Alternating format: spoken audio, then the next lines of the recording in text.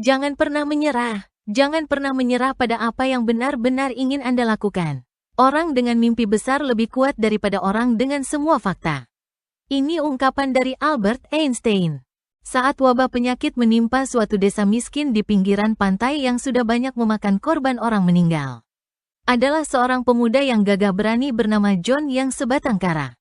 Berniat membantu penduduk mencari obat penyembuhan warganya. Dia adalah keturunan bapaknya yang suka menolong penduduk bila kesulitan yang menimpa. John mendengar dari cerita orang tua-tua bahwa obat yang dapat menyembuhkan wabah itu seperti bunga matahari yang hanya tumbuh di puncak gunung dekat pantai itu. John ingin mengulang kejayaan orang tuanya dengan membantu warga terhindari wabah yang mengerikan itu. Kebetulan Hasan, anak berumur 17 tahun, mendengar tekad John, lalu menawarkan diri untuk ikut membantu. Pada awalnya John menolak, karena perjalanan itu berbahaya dan penuh resiko.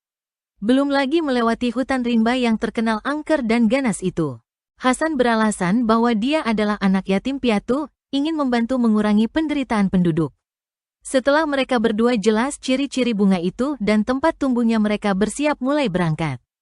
Dengan perbekalan yang cukup beserta peralatan yang diperlukan, mereka menempuh perjalanan yang cukup berbahaya dan beresiko tinggi. Terutama melewati hutan belantara yang menyeramkan, lembah, naik bukit yang terjal, karena tekadnya yang kuat tidak mau menyerah. Banyak tantangan-tantangan yang tak terkirakan, apalagi tak terbayangkan sebelumnya. Mereka menganggap kesulitan itu hanya riak-riak kecil yang tidak berarti. Akhirnya sampailah di tempat yang dituju, yaitu lapangan yang luas, dengan rerumputan teratur rapi, seperti ada yang merawat.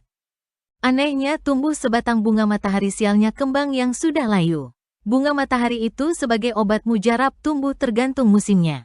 Melihat keadaan yang tidak menguntungkan itu, John menjadi lemas dan dihibur oleh Hasan, rekannya itu.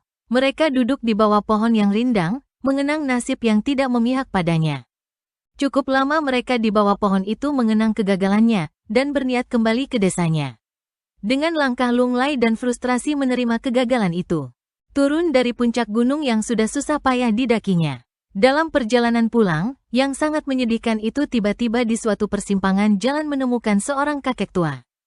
Kelihatan seperti orang bijaksana. Kakek itu merasa sedih melihat John yang sudah kehilangan semangat hidup, lalu bertanya, apa gerangan terjadi anaknya begitu frustrasi dan menyedihkan? John menceritakan kegagalannya untuk membantu masyarakat yang kena wabah yang cukup mengerikan itu. Kakek bijaksana itu menawarkan alternatif dengan menunjukkan daun dari sebuah pohon yang tidak jauh dari sana.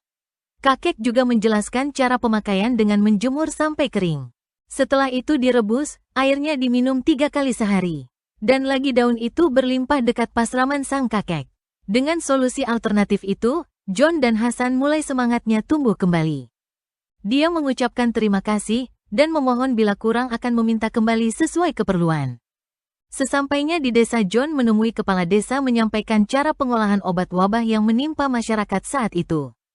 Ternyata berhasil dan masyarakat memuji John dan Hasan atas usahanya demi kemanusiaan terutama di desanya. Walaupun John berhasil membantu kesulitan masyarakat, selalu rendah hati, tidak sombong. Tenang dan tulus. Semoga bermanfaat.